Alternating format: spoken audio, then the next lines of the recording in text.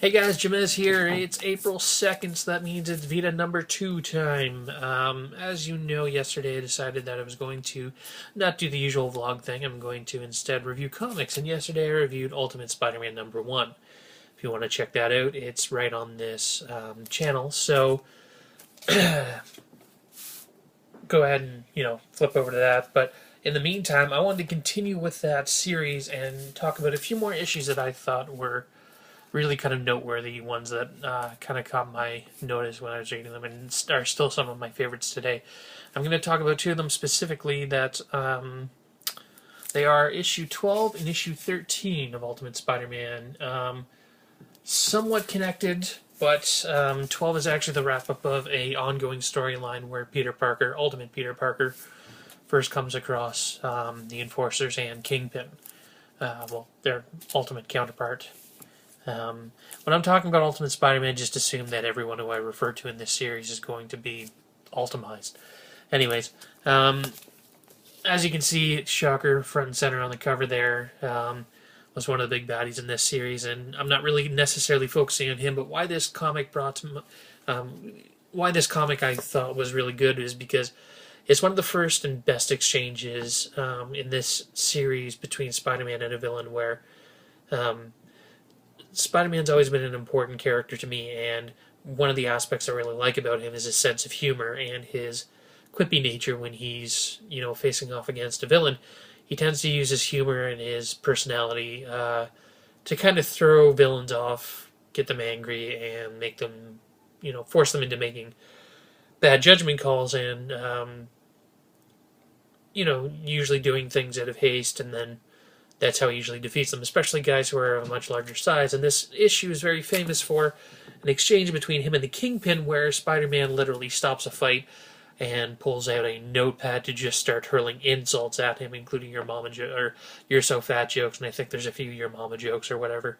But what I really like is that it's the first time we really see that kind of personality unfolding for Ultimate Peter Parker and see him in that quippy nature, and it's such a bizarre sort of turn in the middle of a fight where Peter's, very specifically going after the kingpin of crime, the ultimate boss, the guy who runs everything and who should be untouchable, but as Peter discovers, because he thinks he's untouchable, he's left small little loopholes that Peter takes advantage of to get him arrested and put Peter, dead center in his sights.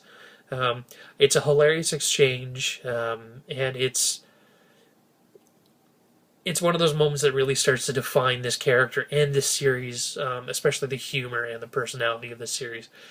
And I thought that was a really awesome way to kind of pull me into it and pull other people into it, and kind of define how things are going to be going for the next, 130, more than that. It ended at like 160 issue 160. It's been a while.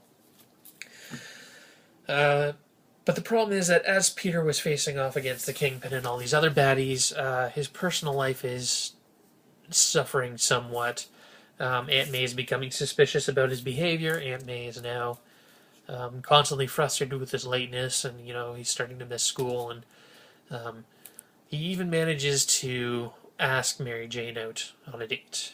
If you don't know, Mary Jane is one of his closest friends, probably his very closest friend, and there's this sort of ongoing flirtation between them, but was never really solidified until they decided to try going out on a date. Unfortunately, Peter misses the opportunity because he's facing off against Kingpin and his baddies. So as a result, once he's defeated Kingpin and his cronies, he decides to confront Mary Jane in what is probably my favorite issue of Ultimate Spider-Man, where he decides, for good or for ill, to reveal his identity, to show Mary Jane that he's actually Spider-Man, and that this is the reason that he's been absent for so long. And it was, for a character who traditionally is very protective of his identity, but not very good at actually keeping it a secret. They keep having to retcon it. I mean, every villain under the sun at one point or another seems to know who he is, especially during the Civil War arc, where in the regular Marvel universe, where everybody knows who he is. But that's since been undone, and they keep going back to it. However, it was kind of a big moment for him to actually confront somebody and reveal who he is. It's not unprecedented. He's done it a couple times in the comics, but it was a big moment in here because how else is he going to explain himself? And I thought it was a really good, interesting issue, really heartfelt, and really kind of solidified their relationship and really solidified the writing that I love in this series so much. And it was just a really cute exchange, and then it ends with,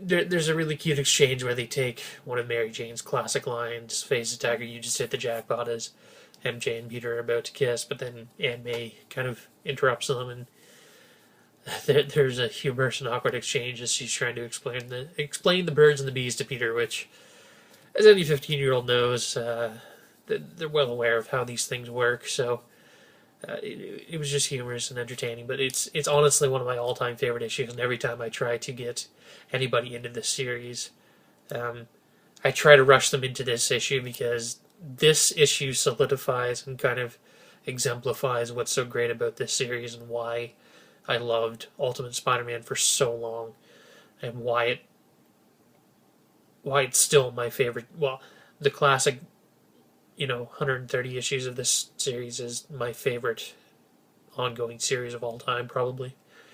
So yeah, that's it. Issue 12 and 13. If you guys can find these, again, they're in trade paperbacks. I think this would be the second volume of trades, if you're going by 6-issue arcs. And you can probably find them in some of the hardcovers and whatnot. I'm sure you can find them.